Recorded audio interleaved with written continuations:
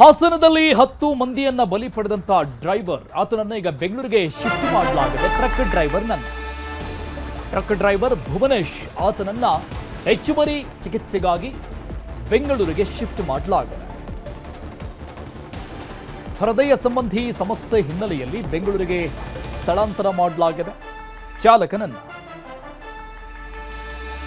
ಈ ಚಾಲಕ ಹೊಳೆ ನರಸೀಪುರ ತಾಲೂಕಿನ ಕಟ್ಟೆ ಬೆಳಗುಲಿ ಗ್ರಾಮದ ವ್ಯಕ್ತಿ ಭುವನೇಶ್ ಆರೋಪಿ. ಆ ಟ್ರಕ್ ಡ್ರೈವರ್ ಆಗಿದ್ದಂಥ ವ್ಯಕ್ತಿ ಹೃದಯದ ತಪಾಸಣೆಗಾಗಿ ಬೆಂಗಳೂರಿಗೆ ಪೊಲೀಸರು ಈಗ ಕರೆದುಕೊಂಡು ಬಂದಿದ್ದಾರೆ. ಬೆಂಗಳೂರಿಗೆ ಸ್ಥಳಾಂತರ ಮಾಡಲಾಗಿದೆ ಹೆಚ್ಚುವರಿ ಚಿಕಿತ್ಸೆಗಾಗಿ. ಆಕ್ಸಿಡೆಂಟ್ ಆದ ತಕ್ಷಣ ಸ್ಥಳೀಯರು ಕೂಡ ಆತನಿಗೆ ಹಿಗ್ಗಾಮುಗ್ಗ ಥಳಿಸಿದ್ರು, ಹೊಡೆದಿದ್ರು. ತೀವ್ರ ಹಲ್ಲೆ ಕಾರಣದಿಂದ ಅಂದರೆ ಜನರ ಆಕ್ರೋಶಕ್ಕೆ ಆತ ಕಾರಣ ಏನಾಗಿದ್ದ. ಈ ಡೆಡ್ಲಿ ಆಕ್ಸಿಡೆಂಟ್ ನಂತರದಲ್ಲಿ ಆತನನ್ನು ಹೊಡೆಯಲಾಗಿತ್ತು, ಚಿಕಿತ್ಸೆಯನ್ನು ನೀಡಲಾಗಿತ್ತಲ್ಲಿ. ಈಗ ಹೆಚ್ಚುವರಿ ಚಿಕಿತ್ಸೆಗಾಗಿ ಆತನಿಗೆ ಹೃದಯ ಸಂಬಂಧಿ ಒಂದಿಷ್ಟು ಸಮಸ್ಯೆಗಳಿದೆ ಅಂತ ಗೊತ್ತಾಗಿದೆ. ಸೊ ಈ ಕಾರಣದಿಂದ ಆತನನ್ನು ಈಗ ಬೆಂಗಳೂರಿಗೆ ಕರೆದುಕೊಂಡು ಬರಲಾಗ್ತಾ ಇದೆ, ಬೆಂಗಳೂರಿಗೆ ಶಿಫ್ಟ್ ಮಾಡಲಾಗ್ತಾ ಇದೆ. ಚಿಕಿತ್ಸೆಯ ನಂತರದಲ್ಲಿ ಮತ್ತೆ ಕರೆದುಕೊಂಡು ಹೋಗಲಾಗಿದೆ. ಈ ಬಗ್ಗೆ ಡೀಟೇಲ್ಸ್ ಕೊಡ್ತಾರೆ ನಮ್ಮ ಪ್ರತಿನಿಧಿ ಕೃಷ್ಣಮೂರ್ತಿ, ಲೈವ್ನಲ್ಲಿ ಜಾಯ್ನ್ ಆಗ್ತಾ ಇದ್ದಾರೆ. ಕೃಷ್ಣಮೂರ್ತಿ, ಟ್ರಕ್ ಡ್ರೈವರ್ ಭುವನೇಶ್ ಆತನನ್ನ ಸ್ಥಳೀಯ ಆಸ್ಪತ್ರೆಯಲ್ಲಿ ಟ್ರೀಟ್ಮೆಂಟ್ಗೆ ಇಡಲಾಗಿತ್ತು. ಅಂದರೆ ಆತ ಆಕ್ಸಿಡೆಂಟ್ ನಂತರದಲ್ಲಿ ಸ್ಥಳೀಯರ ಕೈಗೆ ಸಿಕ್ಕಾಕೊಂಡಾಗ ಹೊಡೆತ ತಿಂದಿದ್ದು, ಥಳಿಸಿದ್ರು. ಅದಾದ್ಮೇಲೆ ಈ ವಿಚಾರ ಯಾವಾಗ ಗೊತ್ತಾಯಿತು ಆತನಿಗೆ ಹೃದಯ ಸಂಬಂಧಿ ಕಾಯಿಲೆ ಇದೆ ಅನ್ನುವಂಥದ್ದು? ಏನಾದರೂ ಮೇಜರ್ ಇದೆ ಅಂತ ಸಮಸ್ಯೆ?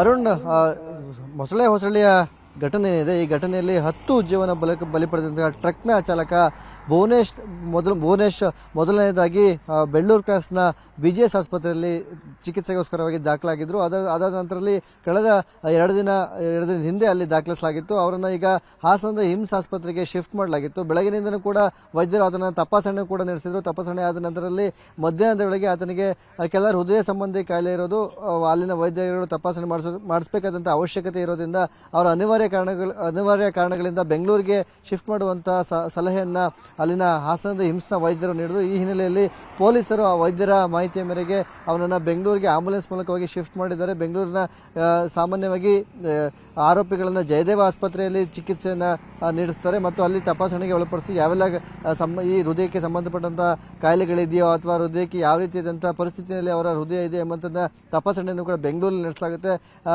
ಈ ಸಂಬಂಧವಾಗಿ ಬೆಂಗಳೂರಿನಿಂದ ವರದಿ ಬಂದ ನಂತರದಲ್ಲಿ ಆತನನ್ನು ಮತ್ತೆ ಹಾಸನಕ್ಕೆ ಶಿಫ್ಟ್ ಮಾಡಬಹುದು. ಮತ್ತೆ ಹಾಸನದ ಆಸ್ಪತ್ರೆಯಲ್ಲಿ ಚಿಕಿತ್ಸೆಯನ್ನು ನೀಡಿ ತಪಾಸಣೆ ಆದ ನಂತರದಲ್ಲಿ ಅದನ್ನು ನ್ಯಾಯಾಧೀಶರ ಮುಂದೆ ಅವರನ್ನು ಪ್ರೊಡ್ಯೂಸ್ ಮಾಡಿ ಜೈಲಿಗೆ ಕಳಿಸುವಂತ ಕೆಲಸ ಆಗುತ್ತೆ. ಅಥವಾ ಏನಾದರೂ ಮುಂದಿನ ಅವರಿಗೆ ತನಿಖೆಗೆ ಅವಶ್ಯಕತೆ ಇದ್ದಿದ್ದೇ ಆದರೆ ಅದನ್ನು ಪೊಲೀಸರ ವಶಕ್ಕೆ ಪಡೆದುಕೊಂಡು ಅದನ್ನು ತನಿಖೆಗೂ ಕೂಡ ಒಳಪಡಿಸಲಾಗುತ್ತೆ. ಏನು ಮೊನ್ನೆ ನಡೆದಂತಹ ದಾರುಣ ಘಟನೆಯಲ್ಲಿ ಈತ ಸುಮಾರು 10 ಜನರ ಸಾವಿಗೆ ಕಾರಣ ಆಗಿದ್ದಾನೆ ಮತ್ತು ಅಲ್ಲದೆ ಈಗಾಗಲೇ ಹಾಸನದ ಹಿಮ್ಸ್ ಮತ್ತು ಇತರ ಖಾಸಗಿ ಆಸ್ಪತ್ರೆಯಲ್ಲಿ ಚಿಕಿತ್ಸೆ ಪಡೆದಿರ್ತಕ್ಕಂಥ ಅನೇಕ ಸುಮಾರು 25ಕ್ಕೂ ಹೆಚ್ಚು ಗಾಯಾಳುಗಳಾಗಲಿಕ್ಕೂ ಕೂಡ ಈತನೇ ಕಾರಣ ಆಗಿದ್ದಾನೆ. ಈತನ ಅಜಾಗರೂಕತೆಯಿಂದನೇ ಈ ಒಂದು ಘಟನೆ ಆಗಿರ್ತಕ್ಕಂಥದ್ದು ಎಂಬಂಥದ್ದು ಸ್ಥಳೀಯರ ಒಂದು ಹೇಳ್ತಿರ್ತಕ್ಕಂಥ ವಿಚಾರ. ಅದರ ಮೇಲ್ನೋಟಕ್ಕೂ ಕೂಡ ಅದೇ ರೀತಿಯಾಗಿ ಕಾಣಿಸುತ್ತೆ. ಯಾಕಂತ ಹೇಳಿದ್ರೆ ಅದರಲ್ಲಿ ನಾವು ವಿಡಿಯೋವನ್ನು ಗಮನಿಸಿದಾಗ ಗೊತ್ತಾಗುತ್ತೆ ಈತನೇ ಅತಿ ವೇಗದಿಂದ ಬಂದು ಮತ್ತು ಮದ್ಯಪಾನವನ್ನು ಮಾಡ್ಕೊಂಡು ಬಂದು ಅಲ್ಲಿ ಮೆರವಣಿಗೆ ಮೇಲೆ ವಾಹನವನ್ನು ಹರಿಸುವಂತೆ ಮಾಡ್ತಾನೆ. ನಡು ರಸ್ತೆಯಲ್ಲಿ ಬರ್ತಿರ್ತಕ್ಕಂಥ ಬೈಕ್ ಸವಾರನಿಗೆ ಡಿಕ್ಕಿ ಹೊಡೆದು ಆತನ ಸಾವಿಗೂ ಕೂಡ ಈತನೇ ಕಾರಣ ಆಗ್ತಾನೆ. ಒಟ್ಟಾರೆಗೆ ಹಾಸನ ಜಿಲ್ಲೆಯ ಘೋರ ದುರಂತ ಅಂದ್ರೆ ಗಣಪತಿ ವಿಸರ್ಜನೆ ಸಂದರ್ಭದಲ್ಲಿ ಆದಂತಹ ದುರಂತದ ಘಟನೆಗೆ ಈ ಲಾರಿ ಚಾಲಕನೇ ಕಾರಣ ಎಂಬಂತ ವಿಚಾರ ಈಗ ಎಲ್ಲ ಕಡೆ ಪ್ರಸ್ತಾಪ ಆಗಿದೆ. ಜಿಲ್ಲಾ ಉಸ್ತುವಾರಿ ಸಚಿವ ಕೃಷ್ಣ ಬೈರೇಗೌಡರು ಕೂಡ ಈ ವಿಚಾರವನ್ನು ಹಾಸನ SP ಜೊತೆ ಪ್ರಸ್ತಾಪ ಮಾಡಿದ್ದಾರೆ. ಈ ಸಂಬಂಧವಾಗಿ ಆತನ ಆರೋಗ್ಯ ತಪಾಸಣೆ ಮಾಡಿದ ನಂತರ ಆತನ ಆರೋಗ್ಯ ಚೇತರಿಕೆ ಆದ ನಂತರದಲ್ಲಿ ಈತನನ್ನ ನ್ಯಾಯಾಧೀಶರ ಮುಂದೆ ಒಪ್ಪಿಸಲಾಗುತ್ತೆ. Chetan, thank you Krishnamurthy, details. ಗೌರಿಬಿದನೂರಿನ ಬೈಪಾಸ್ ಗಣೇಶನ ಬೃಹತ್ ಮೆರವಣಿಗೆ ನಡೀತಾ ಇದೆ. ವಿಸರ್ಜನೆಗೆ ಸಿದ್ಧತೆಗಳಾಗಿದೆ. ಈ ಮೆರವಣಿಗೆಗಾಗಿ ಸಾವಿರಾರು ಸಂಖ್ಯೆಯಲ್ಲಿ ಭಕ್ತರು ಜಮಾವಣೆ ಆಗಿದ್ದಾರೆ. ಗೌರಿಬಿದನೂರಿನ ಬೈಪಾಸ್ ಗಣೇಶ ಬಹಳಷ್ಟು ಫೇಮಸ್ ಆಗಿರುವಂತಹ ಗಣೇಶ. ಬೃಹತ್ ಮೆರವಣಿಗೆ ವಿಸರ್ಜನೆಗೆ ಸಿದ್ಧತೆಗಳಾಗ್ತಾ ಇದೆ. ಸಾವಿರಾರು ಜನ ಭಕ್ತರು ಜಮಾವಣೆ ಆಗಿದ್ದಾರೆ. ಮೆರವಣಿಗೆಯ ಈ ಸಂದರ್ಭದಲ್ಲಿ ಗೌರಿಬಿದನೂರು ನಗರ ಪೂರ್ತಿ ಕೇಸರಿಮಯ. ಕಲಾ ತಂಡಗಳಿಂದ ಮೆರವಣಿಗೆಯ ರಂಗು ಜಾಸ್ತಿ ಆಗ್ತಾ ಇದೆ. ಹಿಂದೂ ಮುಸ್ಲಿಂ ಭಾವೈಕ್ಯತೆಯೊಂದಿಗೆ ಮೆರವಣಿಗೆಯನ್ನು ನಡೆಸಲಾಗುತ್ತೆ. ಗೌರಿಬಿದನೂರಿನ ಮಸೀದಿ ದರ್ಗಾ ಬಳಿ ವಾಟರ್ ಬಾಟಲ್ಗಳನ್ನು, ತಂಪು ಪಾನೀಯಗಳನ್ನು ಮುಸ್ಲಿಂ ಸಮುದಾಯದ ಮುಖಂಡರುಗಳು, ಮುಸ್ಲಿಂ ಸಮಾಜದ ಜನರು ಕೂಡ ಹಿಂದೂ ಧರ್ಮದವರಿಗೆ ವಿತರಣೆ ಮಾಡ್ತಾ ಇದ್ದಾರೆ, ಕೊಡ್ತಾ ಇದ್ದಾರೆ. ಕುಡಿಯೋದಕ್ಕೆ ನೀರು ಕೊಡ್ತಾ ಇದ್ದಾರೆ, ತಂಪು ಪಾನೀಯಗಳನ್ನು ಕೊಡ್ತಾ ಇದ್ದಾರೆ. ಭಾವೈಕ್ಯತೆಯ ಸಂಕೇತವಾಗಿ ಈ ಬಗ್ಗೆ ಡೀಟೇಲ್ಸ್ ಕೊಡ್ತಾರೆ ನಮ್ಮ ಪ್ರತಿನಿಧಿ ದತ್ತಾತ್ರೇಯ ಸಂಪರ್ಕದಲ್ಲಿದ್ದಾರೆ. ದತ್ತಾತ್ರೇಯ, ತುಂಬಾ ಜನ, ಲಕ್ಷಾಂತರ ಜನ ಸೇರಿದಂಗೆ ಕಾಣಿಸ್ತಾ ಇದೆ ದೃಶ್ಯಗಳಲ್ಲಿ ನೋಡ್ತಾ ಇದ್ರೆ. ಫೇಮಸ್ ಆಗಿರುವಂತಹ ಗಣೇಶ ವಿಸರ್ಜನೆಯ ಮೆರವಣಿಗೆ ಇಲ್ಲಿ ನಡೆಯುವಂಥದ್ದು. ಸೆಕ್ಯೂರಿಟಿ ವಿಚಾರವಾಗಿ ಬಹಳಷ್ಟು ಜಾಗೃತಿಯನ್ನು ತೆಗೆದುಕೊಳ್ಬೇಕಾಗತ್ತೆ. ಯಾಕಂದ್ರೆ ಬಹುತೇಕ ಈ ರೀತಿಯಾಗಿ ಫೇಮಸ್ ಆಗಿರುವ ಗಣೇಶ ವಿಸರ್ಜನೆಯ ಮೆರವಣಿಗೆ ಎಲ್ಲೆಲ್ಲಿ ನಡೆಯುತ್ತೆ ಅಲ್ಲಿ ತುಂಬಾ ಇಂಪಾರ್ಟೆಂಟ್ ಕಟ್ಟುನಿಟ್ಟಿನ ಕ್ರಮಗಳು ಬೇಕಾಗಿರುತ್ತೆ. ಇಲ್ಲಿ ಹೇಗಿದೆ ಅರುಣ್? ಮುಖ್ಯವಾಗಿ ಯಾಕಂದ್ರೆ ರಾಜ್ಯದಲ್ಲಿಯೇ ಬಹಳಷ್ಟು ಪ್ರಖ್ಯಾತಿ ಪಡೆದುಕೊಂಡಿರುವಂತಹ ಬೈಪಾಸ್ ಗಣೇಶೋತ್ಸವನ ವಿಸರ್ಜನೆ ಇವತ್ತು ಅದ್ದೂರಿಯಾಗಿ ನಡ್ತಾ ಇರುವಂತಹದ್ದು. ಸುಮಾರು 1 ಲಕ್ಷಕ್ಕೂ ಅಧಿಕ ಸಂಖ್ಯೆಯಲ್ಲಿ ಈ ಶೋಭಾಯಾತ್ರೆ ಏನಿದೆಯೋ ಈ ಗಣೇಶ ಮೆರವಣಿಗೆಯಲ್ಲಿ ಭಾಗಿಯಾಗಿ ಬಹಳಷ್ಟು ರೀತಿಯಾದಂತಹ ಉತ್ಸಾಹದಿಂದ ಮೆರವಣಿಗೆಯಲ್ಲಿ ಭಾಗಿಯಾಗ್ತಾ ಇದೆ. ಈಗ ರಾಜ್ಯದಲ್ಲಿ ನಾವು ಸಾಕಷ್ಟು ವಿಚಾರಗಳನ್ನು ಸಹ ನಾವು ಗಮನಿಸ್ತಾ ಇದ್ದೀವಿ. ಯಾಕಂದ್ರೆ ಹಲವು ಕಡೆ ಗಲಭೆಗಳಾಗಿ ಸಾಕಷ್ಟು ರೀತಿಯಾದಂತಹ ಅವಘಡಗಳು ಸಹ ನಡೀತಾ ಇದ್ದಾವೆ. ಈ ನಿಟ್ಟಿನಲ್ಲಿ ಚಿಕ್ಕಬಳ್ಳಾಪುರ ಜಿಲ್ಲೆಯ ಈ ಗೌರಿಬಿದನೂರು ನಗರದ ಬೈಪಾಸ್ ಗಣೇಶ ವಿಸರ್ಜನೆಯಲ್ಲಿ ಯಾವುದೇ ರೀತಿಯಾದಂತಹ ಅಹಿತಕರ ಘಟನೆಗಳು ನಡೆದಂತೆ ಜಿಲ್ಲಾ ಪೊಲೀಸ್ ವರಿಷ್ಠಾಧಿಕಾರಿ ಬಹಳಷ್ಟು ರೀತಿಯಾದಂತಹ ಶಿಸ್ತು ಹಾಗೂ ಕಟ್ಟುನಿಟ್ಟಿನ ಕ್ರಮಗಳನ್ನ ಕೈಗೊಂಡಿರುವಂತಹದ್ದು. ಈಗಾಗಲೇ ಕಳೆದ 10 ದಿನಗಳಿಂದಲೂ ಸಹ ಈ ಒಂದು ಕಾರ್ಯಕ್ರಮದ ಹಿನ್ನೆಲೆ ಪೂರ್ವ ನಿಯೋಜಿತ ಪೂರ್ವಭಾವಿ ಸಭೆಗಳನ್ನ ನಡೆಸಿ ಒಂದು ರೀತಿಯಾದಂತಹ ಅಲ್ಪಸಂಖ್ಯಾತ ಮುಖಂಡರು ಇರ್ಬೋದು, ಮುಖಂಡರು, ಎಲ್ಲಾ ಒಂದು ಮುಖಂಡ ಸಮುದಾಯಗಳನ್ನ ಸಭೆ ನಡೆಸಿ ಒಂದು ರೀತಿಯಾದಂತಹ ಸೂಚನೆ ಹಾಗೂ ಯಾವುದೇ ರೀತಿಯಾದಂತಹ ಅಹಿತಕರ ಘಟನೆಗಳು ನಡೆದಂತೆ ಸುಮಾರು 1,000ಕ್ಕೂ ಅಧಿಕ ಪೊಲೀಸರನ್ನ ನಿಯೋಜಿಸಿ ಇವತ್ತು ಬಂದೋಬಸ್ತನ್ನು ಸಹ ಮಾಡಿರುವಂತಹದ್ದು. ಜೊತೆಗೆ ಇವತ್ತು ಒಂದು ವಿಶೇಷವಾಗಿ ಈ ಬೈಪಾಸ್ ಗಣೇಶೋತ್ಸವದ ಲಡ್ಡು ಹರಾಜು ಪ್ರಕ್ರಿಯೆಯು ಸಹ ನಡೆದಿರುವಂತಹದ್ದು. ಕಳೆದ ಬಾರಿ ಈ ಒಂದು ಬೈಪಾಸ್ ಗಣೇಶ ಲಡ್ಡು 1 ಲಕ್ಷಕ್ಕೆ ಮಾರಾಟವಾದ್ರೆ ಈ ಬಾರಿ ತೊಂಡೇಬಾವಿ ಮೂಲದ ಕೃಷ್ಣಾರೆಡ್ಡಿ ಎಂಬುವರು ಸುಮಾರು 4,10,000ಕ್ಕೆ ಈ ಒಂದು ಬೈಪಾಸ್ ಲಡ್ಡುವನ್ನ ಖರೀದಿ ಮಾಡಿ ಒಂದು ದಾಖಲೆಯನ್ನ ಸಹ ಸೃಷ್ಟಿ ಮಾಡಿರುವಂತದ್ದು. ಒಟ್ಟಾರೆ ಇವಾಗ ಬೈಪಾಸ್ ಗಣೇಶೋತ್ಸವ ಮೆರವಣಿಗೆ ಅದ್ದೂರಿಯಾಗಿ ನಡೀತಾ ಇದೆ. ಸದ್ಯ ಅಂಬೇಡ್ಕರ್ ಸರ್ಕಲ್ ನಲ್ಲಿ ಈಗ ಬೈಪಾಸ್ ಗಣೇಶೋತ್ಸವನ ಮೆರವಣಿಗೆ ಸಹ ನಡೀತಾ ಇದೆ. ಸುಮಾರು ಲಕ್ಷಾಂತರ ಸಂಖ್ಯೆಯಲ್ಲಿ ಒಂದು ಭಕ್ತಾದಿಗಳು ಭಾಗಿಯಾಗಿರುವ ಹಿನ್ನೆಲೆ ಮಹಿಳೆಯರು ಸಹ ಒಂದು ಉತ್ಸಾಹದಿಂದ ಭಾಗಿಯಾಗಿ ಒಂದು ಡಿಜೆ ಸೌಂಡ್ಗೂ ಸಹ, ಅಂದ್ರೆ ಡಿಜೆ ಕಡಿಮೆ ಒಂದು ಸ್ಪೀಕರ್ ವ್ಯಾಲ್ಯೂಮ್ನ ಒಂದು ಪರ್ಮಿಷನ್ ತಗೊಂಡು ಇದಕ್ಕೆ ಒಂದು ರೀತಿಯಾದಂತಹ ಯಾವುದೇ ತೊಂದರೆ ಆಗದಂತೆ ಮುಂಜಾಗ್ರತಾ ಕ್ರಮಗಳನ್ನ ವಹಿಸಿ ಒಂದು ಡಿಜೆ ವ್ಯವಸ್ಥೆಯನ್ನು ಸಹ ಕಲ್ಪಿಸಿಕೊಳ್ಳಲಾಗಿದೆ. ಜೊತೆಗೆ ರಾಜ್ಯದ ಹಾಗೂ ದೇಶದ ವಿವಿಧ ಮೂಲಗಳಿಂದ ಕಲಾ ತಂಡಗಳನ್ನ ತಂದು ಇಂದು ಶೋಭಾಯಾತ್ರೆಯಲ್ಲಿ ಭಾಗಿಯಾಗಿ ಎಲ್ಲರನ್ನೂ ಆಕರ್ಷಿಸಿಕೊಳ್ಳುವಂತೆ ಮಾಡಿರುವಂತದ್ದು. ಈ ಬೈಪಾಸ್ ಗಣೇಶೋತ್ಸವನ ಮೆರವಣಿಗೆಯಲ್ಲಿ ಭಾಗಿಯಾಗಲು ನಮ್ಮ ಜಿಲ್ಲೆಯಲ್ಲಿ ಅಷ್ಟೇ ಅಲ್ಲ, ನೆರೆಯ ಜಿಲ್ಲೆಗಳಿಂದ, ನೆರೆಯ ಆಂಧ್ರ ಪ್ರದೇಶದಿಂದಲೂ ಸಹ ಸಾಕಷ್ಟು ಜನ ಬಂದು ಇಲ್ಲಿ ಭಾಗಿಯಾಗಿ ಈ ಮೆರವಣಿಗೆಯಲ್ಲಿ ಭಾಗಿಯಾಗ್ತಾ ಇರುವಂತದ್ದು. ಸುಮಾರು 8 ಗಂಟೆ ರಾತ್ರಿ ನಂತರ ಈ ಬೈಪಾಸ್ ಮೆರವಣಿಗೆ ಮುಗಿದ ನಂತರ ವಿಸರ್ಜನೆ ವ್ಯವಸ್ಥೆಯನ್ನು ಸಹ ಒಂದು ಮಾಡಲಾಗಿರುವಂತದ್ದು. ಅರುಣ್, ಥ್ಯಾಂಕ್ ಯು ದತ್ತಾತ್ರೇಯ ಡೀಟೇಲ್ಸ್ಗೆ. ನಟಿ ಊರ್ವಶಿ ರೌಟೇಲಾಗೆ ಇಡಿ ನೋಟಿಸ್ ಕೊಡಲಾಗಿದೆ. ಬೆಟ್ಟಿಂಗ್ ಆಪ್ ಪ್ರಮೋಷನ್ ಕೇಸ್ನಲ್ಲಿ ನೋಟಿಸ್ ಅನ್ನು ಕೊಟ್ಟಿರೋದು ಊರ್ವಶಿ ರೌಟೇಲಾಗೆ. ಇಡಿ ಕಡೆಯಿಂದ ನೋಟಿಸ್. ಬೆಟ್ಟಿಂಗ್ ಆಪ್ ಪ್ರಮೋಷನ್ ಕೇಸ್ಗೆ ಸಂಬಂಧಪಟ್ಟಂಗೆ ಈ ನೋಟಿಸ್ ಜಾರಿಯಾಗಿದೆ. ಜಾರಿ ನಿರ್ದೇಶನಾಲಯದಿಂದ ದರ್ಶನ್ ಜೊತೆ ಐರಾವತ ಸಿನಿಮಾದಲ್ಲಿ ನಟಿಸಿದ್ದಂತಹ ನಟಿ ಊರ್ವಶಿ, ಬಾಲಿವುಡ್ ನಟಿ ಊರ್ವಶಿ ರೌಟೇಲಾಗೆ ಇಡಿಯಿಂದ ನೋಟಿಸ್. ಕಾರಣ ಬೆಟ್ಟಿಂಗ್ ಆಪ್ ಪ್ರಮೋಷನ್ ಕೇಸ್ಗೆ ಸಂಬಂಧಪಟ್ಟಂಗೆ ಈ ಒಂದು ನೋಟಿಸ್ ಅನ್ನ ಕೊಡಲಾಗಿದೆ. ಇಡಿ ನೋಟಿಸ್ ಅಂದ್ರೆ ಸಹಜವಾಗಿ ಅಕ್ರಮ ಹಣ ವರ್ಗಾವಣೆ ವಿಚಾರಣೆ ಇರುತ್ತೆ. ಈ ಸಂಬಂಧಪಟ್ಟಂಗೆ ವಿಚಾರಣೆಗೆ ಬರುವಂತ ಇಡಿ ನೋಟಿಸ್ ಜಾರಿಯಾಗಿದೆ ನಟಿ ಊರ್ವಶಿ ರೌಟೇಲಾ. ಬಗ್ಗೆ ಡೀಟೇಲ್ಸ್ ಕೊಡ್ತಾರೆ ನಮ್ಮ ಪ್ರತಿನಿಧಿ ಮಂಜು ಆರ್ಯ ಸಂಪರ್ಕದಲ್ಲಿದ್ದಾರೆ. ಮಂಜು ಆರ್ಯ, ದರ್ಶನ್ ಜೊತೆಗೆ ನಟಿಸಿರುವಂತಹ, ಅದು ಕನ್ನಡದ ಒಂದು ಸಿನಿಮಾದಲ್ಲಿ ನಟಿಸಿರುವಂತಹ ರೌಟೇಲಾಗೆ ಈಗ ಸಂಕಷ್ಟ ಎದುರಾಗಿರುವಂಥದ್ದು. ಇಡಿ ನೋಟಿಸ್ ಅಂದ್ರೆ ಸಹಜವಾಗಿ ಅಕ್ರಮ ಹಣ ವರ್ಗಾವಣೆನೆ. ಎಷ್ಟರ ಮಟ್ಟಿಗೆ ಅಂತ ಏನಾದರೂ ಡೀಟೇಲ್ಸ್ ಸಿಗ್ತಾ ಇದೆಯಾ? ಎಸ್, ಖಂಡಿತವಾಗ್ಲೂ ಅರುಣ್, ನಟಿ ಊರ್ವಶಿ ರೌಟೇಲಾಗೆ ಈಗ ಇಡಿ ಅಧಿಕಾರಿಗಳು ಸೆಪ್ಟೆಂಬರ್ 16ನೇ ತಾರೀಕಿನಂದು ವಿಚಾರಣೆಗೆ ಹಾಜರಾಗುವಂತೆ ಒಂದು ನೋಟಿಸ್ ಅನ್ನ ಸರ್ವ್ ಮಾಡಿರುವಂತದ್ದು. ಅದು ಕೂಡ ಅಷ್ಟೇ ಹೈದರಾಬಾದ್ ನಲ್ಲಿರುವಂತಹ ಹೆಡ್ ಕ್ವಾರ್ಟರ್ಸ್ಗೆ ವಿಚಾರಣೆಗೆ ಹಾಜರಾಗಬೇಕು ಅಂತ ಈ ಊರ್ವಶಿ ರೌಟೇಲಾ ಜೊತೆಗೆ ಒಬ್ಬ ಎಕ್ಸ್ ಎಂಪಿಗೂ ಕೂಡ ಅಷ್ಟೇ ನೋಟಿಸ್ ಅನ್ನ ಕೊಟ್ಟಿದ್ದು. ಎಕ್ಸ್ ಎಂಪಿ ಅನ್ನ ನಾಳೆ 15ನೇ ತಾರೀಕಿನಂದು ವಿಚಾರಣೆಗೆ ಹಾಜರಾಗುವಂತ ಸೂಚನೆ ಕೊಟ್ಟಿರುವಂತದ್ದು. ಪ್ರಮುಖವಾಗಿ ಇವ್ರ ಮೇಲಿರುವಂತಹ ಒಂದು ಆರೋಪ ಏನು ಅಂತಂದ್ರೆ 1x ಅನ್ನುವಂತ ಒಂದು ಬೆಟ್ ನಲ್ಲಿ ಇವರು ಪ್ರಮೋಷನ್ ಅನ್ನ ಮಾಡುವಂತದ್ರ ಜೊತೆಗೆ ಒಂದಷ್ಟು ಹಣದ ಅಕ್ರಮ ವರ್ಗಾವಣೆ ಆಗಿರುವಂತದ್ದು ಕೂಡ ಅಷ್ಟೇ ಪ್ರಾಥಮಿಕ ತನಿಖೆಯಲ್ಲಿ ಕೂಡ ಅಷ್ಟೇ ಗೊತ್ತಾಗಿತ್ತು. ಹಿಂದೆಯೂ ಕೂಡ ಅಷ್ಟೇ 25 ಜನ ಸೆಲೆಬ್ರಿಟಿಗಳ ಮೇಲೆ ಒಂದು FIR ಆಗುತ್ತೆ. ಸೈಬರಾಬಾದ್ ಪೊಲೀಸ್ ಸ್ಟೇಷನ್ ಅಲ್ಲಿ ಕೇಸ್ ರಿಜಿಸ್ಟರ್ ಆಗಿರುತ್ತೆ. ಆ ಒಂದು ಕೇಸ್ ರಿಜಿಸ್ಟರ್ ಸಂಬಂಧವಾಗಿ ವಿಜಯ್ ದೇವರಕೊಂಡ, ರಾಣಾ ದಗ್ಗುಬಾಟಿ ಸೇರಿದಂತೆ ಹಲವು ನಟರಿಗೆ ಒಂದು ನೋಟಿಸ್ ಅನ್ನ ಕೊಟ್ಟು ವಿಚಾರಣೆಯನ್ನು ಕೂಡ ಮಾಡಲಾಗಿತ್ತು. ಜೊತೆಗೆ ಪ್ರಮುಖವಾಗಿ ಈಗ ಏನು ಊರ್ವಶಿ ರೌಟೇಲಾಗೆ ನೋಟಿಸ್ ಅನ್ನ ಕೊಟ್ಟಿದ್ದಾರೆ, ಊರ್ವಶಿ ರೌಟೇಲಾಗೆ ನೋಟಿಸ್ ಕೊಟ್ಟು ವಿಚಾರಣೆಗೆ ಕರೆಯೋದಕ್ಕಿಂತ ಮುಂಚಿತವಾಗಿಯೇ ಕ್ರಿಕೆಟಿಗರಾದ ಸುರೇಶ್ ರೈನಾ ಮತ್ತು ಶಿಖರ್ ಧವನ್ ಇಬ್ಬರನ್ನೂ ಕೂಡ ಅಷ್ಟೇ ಇಡಿ ಅಧಿಕಾರಿಗಳು ಕ್ವಶನಿಂಗ್ ಮಾಡಿದ್ರು. ಅವರಿಂದಲೂ ಕೂಡ ಅಷ್ಟೇ ಹೇಳಿಕೆನ ದಾಖಲಿಸಿಕೊಂಡಿದ್ರು. ಯಾಕಂದ್ರೆ ಸುರೇಶ್ ರೈನಾ ಮತ್ತು ಶಿಖರ್ ಧವನ್ ಇಬ್ರು ಕೂಡ ಅಷ್ಟೇ ಒಂದು 1x ಬೆಟ್ ಅನ್ನ ಪ್ರಮೋಷನ್ ಮಾಡುವಂತ ನಿಟ್ಟಿನಲ್ಲಿ ಅವರು ಕೂಡ ಅಷ್ಟೇ ಜಾಹೀರಾತನ್ನ ಕೊಟ್ಟಿದ್ರು. ಆ ಒಂದು ನಿಟ್ಟಿನಲ್ಲಿ ಊರ್ವಶಿ ರೌಟೇಲಾನು ಕೂಡ ಅಷ್ಟೇ ಒಂದು ಜಾಹೀರಾತನ್ನ ಕೊಟ್ಟಿದ್ರು. ಈ ಜಾಹೀರಾತನ್ನ ಕೊಡೋದಕ್ಕೆ, ಪ್ರಮೋಷನ್ ಮಾಡೋದಕ್ಕೆ ಇವರು ಕೋಟ್ಯಾಂತರ ರೂಪಾಯಿ ಹಣವನ್ನ ಅಕ್ರಮವಾಗಿ ತಗೊಂಡಿದ್ದಾರೆ ಅನ್ನುವಂಥದ್ದು ಕೂಡ ಅಷ್ಟೇ ಮೇಲ್ನೋಟಕ್ಕೆ ಗೊತ್ತಾಗಿತ್ತು. ಈ ಒಂದು ಕಾರಣಕ್ಕೋಸ್ಕರ ಸಂಪೂರ್ಣವಾಗಿ ಇನ್ವೆಸ್ಟಿಗೇಷನ್ ಕೈಗೆತ್ತಿಕೊಂಡಂತ ಇಡಿ ಅಧಿಕಾರಿಗಳು ಸದ್ಯಕ್ಕೆ ಊರ್ವಶಿ ರೌಟೇಲಾಗೆ ಸೆಪ್ಟೆಂಬರ್ 16ನೇ ತಾರೀಕು ಮತ್ತು MP ಒಬ್ಬರಿಗೆ ನಾಳೆ ವಿಚಾರಣೆಗೆ ಹಾಜರಾಗುವಂತೆ ನೋಟಿಸ್ ಅನ್ನು ಕೊಟ್ಟಿದ್ದು, ಹಣದ ಮೂಲದ ಬಗ್ಗೆ ಮಾಹಿತಿಯನ್ನ ಕೇಳಲಿರುವಂತಹದ್ದು. Arun, thank you Manju ಡೀಟೇಲ್ಸ್ಗೆ.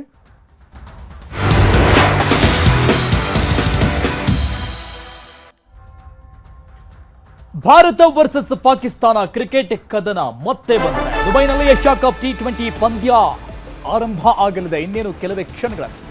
Boycott ಕರೆ ನಡುವೆ ಕಾದಾಟ ಶುರುವಾಗಿದೆ. ಕಾರಣ ಪಾಕಿಸ್ತಾನದ ವಿರುದ್ಧ ಭಾರತ ಈ ಬಾರಿಯ ಏಷ್ಯಾ ಕಪ್ನಲ್ಲಿ ಆಡೋದಿಲ್ಲ ಅನ್ನುವಂಥ ವಿಚಾರ. ಯಾವಾಗ ಪಹಲ್ಗಾಮ್ ಅಟ್ಯಾಕ್ ಆಯಿತು, ಭಯೋತ್ಪಾದಕ ಅಟ್ಯಾಕ್, ಅವತ್ತಿನಿಂದ ಇವತ್ತಿನವರೆಗೂ ಇತ್ತು. ಅದೆಲ್ಲದರ ನಡುವೆಯೂ ಕೂಡ ಇನ್ನೇನು ಕೆಲವೇ ಕ್ಷಣಗಳಲ್ಲಿ ಇಂಡೋ ಪಾಕ್ ವಾರ್ ಆರಂಭ ಆಗ್ತಾ ಇದೆ, ಕ್ರಿಕೆಟ್ ಕದನ. ಇನ್ನು ಭಾರತ ಗೆಲ್ಲುವಂತೆ ಬೆಂಗಳೂರಿನ ಕೆಲ ಕ್ರಿಕೆಟ್ ಅಭಿಮಾನಿಗಳು ಶುಭ ಹಾರೈಸಿದ್ರೆ, ಇನ್ನು ಕೆಲವರು ಪಾಕಿಸ್ತಾನದ ಜೊತೆ ಪಂದ್ಯ ಆಡಬಾರದು ಅಂತ ಹೇಳಿದ್ದಾರೆ. ಚೆನ್ನಾಗಿರುತ್ತೆ ಮೇಡಮ್, ಒಂದು ನೋಡೋದಕ್ಕೆ ಮ್ಯಾಚ್ ತುಂಬ ಇಂಟ್ರೆಸ್ಟಿಂಗ್ ಆಗಿರುತ್ತೆ. ಲಾಸ್ಟ್ವರೆಗೂ ಹೋಗ್ಬೇಕು ಮ್ಯಾಚ್. ಅವಾಗ ಒನ್ ಸೈಡ್ ಆಗಿಬಿಟ್ರೆ ಅದು ಇಂಟ್ರೆಸ್ಟ್ ಇರಲ್ಲ. ಯಾವಾಗಲೂ ಲಾಸ್ಟ್ವರೆಗೂ ಮೆಲ್ಬೋರ್ನಲ್ಲಿ ಹೆಂಗೆ ಲಾಸ್ಟ್ವರೆಗೂ ಆ ಥರ ಇದಿತ್ತು, ಆಪ್ಷನ್ಸ್ ಇತ್ತು. ಪೀಪಲ್ಸ್ಗೆ ಇವ್ರು ಅವ್ರಿಗೆ ಹೇಳ್ತಾರೆ, ಇವ್ರಿಗೆ ಹೇಳ್ತಾರೆ. ಲಾಸ್ಟ್ವರೆಗೂ ಒನ್ ಸೈಡ್ ಮ್ಯಾಚ್ ಆಗಬಾರ್ದು ಅಂತ ನಮ್ಮ ಇಷ್ಟ ಅಷ್ಟೇ. ಎಕ್ಸ್ಪೆಕ್ಟೇಷನ್ಸ್ ಏನು ಮಾಮೂಲಿ ಗೆದ್ದೇ ಗೆಲ್ತಾರೆ, ಅದು ಗ್ಯಾರಂಟಿ ಇರೋದೆ. ಸೊ ತೊಂದರೆ ಏನಿಲ್ಲ, ಗೆಲ್ತಾರೆ, ಚೆನ್ನಾಗಿ ಆಡಲಿ ಅಂತ ವಿಶ್ವಾಸ ಅಷ್ಟೇ. ಈಗ ಸದ್ಯಕ್ಕೆ ಎಲ್ಲ ರಿಟೈರ್ಡ್ ಆಗ್ಬಿಟ್ಟಿದ್ದಾರೆ ನಮ್ಮದು. ಸದ್ಯಕ್ಕೆ ಟೀಮ್ ಅಭಿಷೇಕ್ ಶರ್ಮಾ ಬರ್ಬೋದು, ಇಲ್ಲ ಶುಭ್ಮನ್ ಗಿಲ್ ಆಗ್ಬೋದು. ಸೊ ಹಾಗೆ ಇಲ್ಲ ಮೇಡಮ್, ಈ ಸಾರಿ ಎಕ್ಸೈಟ್ಮೆಂಟ್ ಇಲ್ಲ. ನಾವು ನೋಡಲ್ಲ, ಬಾಯ್ಕಾಟ್ ಮಾಡ್ತಾ ಇದ್ದೀವಿ ಖಂಡಿತ. ಪಹಲ್ಗಾಮ ಆಫ್ಟರ್ ವಿ ವಿಲ್ ಬಾಯ್ಕಾಟ್ ಅಷ್ಟೇ. ಇಲ್ಲ ಮೇಡಮ್, ಮ್ಯಾಚ್ ಅಂತೂ ನೋಡಲ್ಲ. ಕ್ರಿಕೆಟ್ ಇಷ್ಟನೇ, ಆದರೆ ಪಹಲ್ಗಾಮ್ ಅಟ್ಯಾಕು ಪಾಕಿಸ್ತಾನ ಅವ್ರು ಹಂಗೆ ಮಾಡಿದ್ದಾರೆ ಅಂದರೆ ಅದಕ್ಕೂ ಕ್ರಿಕೆಟ್ಗಿಂತ ಮೇಲೇನಿಲ್ಲ. ಇಂಡಿಯಾ ಮುಖ್ಯ ಫಸ್ಟು. ಮ್ಯಾಚ್ ಏನಿಲ್ಲ, ನಾವು IPL ನೋಡ್ಕೊಬೋದು. ನಮ್ದೇನು ಬೇರೆ ಸೀರೀಸ್ಗಳಿದೆ, ಆರಾಮಾಗಿ ನಮ್ಮದು ಟೆಸ್ಟ್ ಮ್ಯಾಚ್ ನಡೀತಿಲ್ಲ ಇಂಡಿಯಾ ಆಸ್ಟ್ರೇಲಿಯಾ, ಅದೇ ಬೇಜಾನಾಯಿತು. ನಮಗೇನು ಪಾಕಿಸ್ತಾನ ಮೇಲೆ ಇವಾಗ IP ಏನಿಲ್ಲ, ಏನು ಅವ್ರದ್ದು ಏನೇನು ಆಡ್ತಾನೆ ಇಲ್ಲ. ಅವರೆಲ್ಲ ಅವರು ಓಮನ್ ಮೇಲೆ ಆಡಿಲ್ಲ ಅವ್ರು ಚೆನ್ನಾಗಿ. ಅದು ನಮ್ಗೆ ಬೇಕಾಗಿಲ್ಲ. ಬಾಯ್ಕಾಟ್ IP ಏನಿಲ್ಲ, ಆಡೋದು ಬೇಕಾಗಿಲ್ಲ ಇಂಡಿಯಾದ. ಇವತ್ತು ಮ್ಯಾಚ್ ಇಂಡಿಯಾ ಪಾಕಿಸ್ತಾನ ಅಂದರೆ ಒಳ್ಳೆ ಇಂಟ್ರೆಸ್ಟಿಂಗ್ ಇರುತ್ತೆ, ಅದಕ್ಕೇನು ಇದಿಲ್ಲ. ಒಳ್ಳೆ ಕ್ರಿಕೆಟರ್ಸ್ ನಮ್ಮ ಕಡೆ ಮತ್ತು ಅವ್ರ ಕಡೆ ಇದ್ದಾರೆ. ಬಟ್ ಈ ಕ್ರಾಸ್ ಬಾರ್ಡರ್ ಟೆರರಿಸಮ್ ನೋಡಿದ್ರೆ, ಮೊನ್ನೆ ಪಹಲ್ಗಾಮ್ ಇನ್ಸಿಡೆಂಟ್ ನೋಡಿದ್ರೆ ನನಗೇನು ಆಡಬಾರ್ದು ಅನಿಸ್ತಾ ಇದೆ ಇಂಡಿಯಾ ಪಾಕಿಸ್ತಾನ. ಅದೊಂದು ನನ್ನ ಒಪಿನಿಯನ್, ಪರ್ಸನಲ್ ಒಪಿನಿಯನ್. ಮ್ಯಾಚ್ ನೋಡಿ, ಸ್ಪೋರ್ಟ್ಸ್, ನಮಗೂ ಸ್ಪೋರ್ಟ್ಸ್ ಹುಚ್ಚಿ ಮೇಡಮ್, ಎಲ್ಲ ಮ್ಯಾಚ್ ನೋಡ್ತೀವಿ. ಬಟ್ ಸ್ಟಿಲ್ ನನ್ನ ಪರ್ಸನಲ್ ಒಪಿನಿಯನ್ ಈ ಥರ ಇದೆ. ಆ್ಯಕ್ಚುಲಿ ಸಪೋರ್ಟ್ ಮಾಡಲೇಬಾರ್ದು. ಇಂಡಿಯಾ ಪಾಕಿಸ್ತಾನ ಮ್ಯಾಚ್ ಆಡಬಾರ್ದಾಗಿತ್ತು, ಆಡ್ತಾ ಇದ್ದಾರೆ. ನಾವೆಷ್ಟೇ ಇದು ಮಾಡೋದ್ರೂ, ಪ್ರೊಟೆಸ್ಟ್ ಮಾಡೋದ್ರೂ ಅವ್ರು ಆಡ್ತಾ ಇದ್ದಾರೆ, ಆಡಬಾರ್ದು. ಬಟ್ ನಮ್ಮ ಫ್ರೆಂಡ್ ಹೇಳ್ದಂಗೆ ಇವತ್ತು ನಮ್ಮ ಇಂಡಿಯಾದವ್ರು ಹೀನಾಯವಾಗಿ ಸೋಲ್ಸ್ಬೇಕು. ಅವ್ರನ್ನ ಸೋಲ್ಸ್ಬಿಟ್ಟು ನಮ್ಮ ತಾಕತ್ ಏನು ಅಂತ ಹೇಳ್ಬೇಕು. ನಾವು ನೋಡೋದೇ ಬೇಕಾಗಿಲ್ಲ. 100ಕ್ಕೆ 100% 101% ಇಂಡಿಯಾ ಗೆದ್ದೇ ಗೆಲ್ತೈತೆ. ಪಾಕಿಸ್ತಾನ ಸೋಲ್ಸ್ತೈತೆ. ಹೀನಾಯವಾಗಿ ಪಾಕಿಸ್ತಾನ ಸೋತ್ಬಿಟ್ಟು ಅವಮಾನ ಆಗಿ ಹೋಗ್ತಾರೆ. 100% ಗೆಲ್ತಾರೆ. ಬೋಲೋ ಭಾರತ್ ಮಾತಾ ಕಿ ಜೈ. ಆರೇಗಾ ಪಾಕಿಸ್ತಾನ್, ಆರೇಗಾ, ಜೀತೆಗಾ ಭಾರತ್ ಜೀತೆಗಾ. ಬೋಲೋ ಭಾರತ್ ಮಾತಾ ಕಿ. ನಮ್ಮ India always the best. India Pakistan match, all the youngsters ಇದ್ದಾರೆ ಈ ಮ್ಯಾಚಲ್ಲಿ. So we ask all the people, match ನೋಡಿ ಪ್ಲಸ್ ನಮ್ಮ ಇಂಡಿಯಾಗೆ ಗುಡ್ ಬ್ಲೆಸ್ಸಿಂಗ್ಸ್ ಕೊಡಿ. And our India will be the winner as always. All the best to you India. Team India is always the best one. ಇಂಡಿಯಾಗೆ ಜಯವಾಗಲಿ. ನಮ್ಮ India, ನಮ್ಮ ಭಾರತಕ್ಕೆ ಜಯವಾಗಲಿ. ಇಂಡಿಯಾ ಯಾವಾಗಲೂ ಗೆಲ್ಕೊಂತ ಬಂದೈತ್ರಿ, ಮತ್ತು ಯಾವಾಗೂ ಮುಂದೆ ಗೆಲ್ಲಿತೈತಿ. ಮತ್ತು ಅದು ಪೂರ್ತಿ ನಮ್ಮ ವರ್ಲ್ಡಿಗೆ ಫಸ್ಟ್ ಆಗ್ತೈತಿ ಇಂಡಿಯಾ. ಅವ್ರ ಕ್ರಿಕೆಟರಿಗೆಲ್ಲರಿಗೂ ಅಭಿನಂದನೆಗಳು. ನಮ್ಮ ಇಂಡಿಯಾದಲ್ಲಿ ಯಾವಾಗಲೂ ನಮ್ಮ ಇಂಡಿಯನ್ಸ್ ಗೆಲ್ಕೊಂತಾನೆ ಬಂದಿದ್ದಾರೆ. ನಾವು ಯಾವಾಗಲೂ ಅದೇ ಆಸೆ ಪಡ್ತೀವಿ, ನಮ್ಮ ಇಂಡಿಯಾನೇ ಗೆಲ್ಲಬೇಕು ಅಂತ. ಅವರು ಒಳ್ಳೆ ಫಾರ್ಮ್ನಲ್ಲಿದ್ದಾರೆ, ಒಳ್ಳೆ ಟೀಮ್ ಇದೆ, ಯಂಗಸ್ಟರ್ಸ್ ಇದ್ದಾರೆ, ಹಾಗೂ ಅವ್ರ ಫಾರ್ಮ್ ಎಲ್ಲ ಒಳ್ಳೆಯದಿದೆ. ಲಾಸ್ಟ್ ಟೈಮ್ ಕ್ರಿಕೆಟ್ನಲ್ಲಿ 5 ರನ್ನಲ್ಲಿ ಅವರು ವಿನ್ ಆಗಿದ್ದಾರೆ ಸರ್. 5 ಓವರ್ನಲ್ಲಿ ವಿನ್ ಆಗಿದ್ದಾರೆ. ಹೀಗಾಗಿ ನಮ್ಮ ಇಂಡಿಯನ್ ಬಗ್ಗೆ ನಮ್ಗೆ ಯಾವಾಗಲೂ ಹೆಮ್ಮೆ ಇದೆ, ಅವರೇ ಗೆಲ್ತಾರೆ ಸರ್. ಇಂಡಿಯಾ ಯಾವಾಗಲೂ ಗೆಲ್ತಾ ಬಂದಿದೆ. ಇಂಡಿಯಾ ಯಾವಾಗಲೂ ಅಭಿಮಾನದಿಂದ ಇದೆ. ಇಂಡಿಯಾದ ಮೇಲೆ ನಮಗೆ ಎಲ್ಲರಿಗೂ ಗೆಲ್ಲತೈತಿ ಅಂಥೇಳಿ ಭಾಳ ಆಸೆ ಇದೆ, ಭರವಸೆ ಇದೆ. ಇಂಡಿಯಾ ಯಾವಾಗಲೂ India is all the best. ಎಲ್ಲರೂ ಎಲ್ಲ ಟೀಮ್ನಲ್ಲಿ ಲಾಸ್ಟ್ ಟೈಮ್ 5 ಓವರ್ನಲ್ಲಿ ಇಂಡಿಯಾ ಗೆದ್ದಿದೆ. ಈಗಲೂ ಗೆಲ್ತೈತಿ ಅಂಥೇಳಿ ಅಭಿಮಾನ ಇದೆ, ನಮಗೆ ಭರವಸೆ ಇದೆ. All the best India. Bharat Mata ಕಿ ಜೈ. ವಿಪರೀತ ಮಳೆಯಿಂದಾಗಿ ಬಾಗಲಕೋಟೆ ಜಿಲ್ಲೆಯ ಬಾದಾಮಿ ತಾಲೂಕಿನ ಹಲವು ಹಳ್ಳಿಗಳಲ್ಲಿ ಅಪಾರ ಬೆಳೆ ನಷ್ಟವಾಗಿದೆ. ಉಕ್ಕಿದ ಮಲಪ್ರಭಾ ನದಿಯಿಂದಾಗಿ ಚೆಂಡು ಹೂ, ಸೀಬೆಹಣ್ಣು, ಈರುಳ್ಳಿ, ಕಬ್ಬು, ಜೋಳದ ಬೆಳೆ ನಷ್ಟ ಆಗಿದೆ. ಬೆಳೆ ಪರಿಹಾರ ನೀಡಿಲ್ಲ ಅಂತ ರೈತರು ಬೇಸರ ವ್ಯಕ್ತಪಡಿಸಿದ್ದಾರೆ. ಈ ಸಮಸ್ಯೆ ಬಗ್ಗೆ ನಮ್ಮೂರಲ್ಲಿ ನ್ಯೂಸ್ 18 ಕಾರ್ಯಕ್ರಮದಲ್ಲಿ ತೋರಿಸ್ತೀವಿ ನೋಡಿ.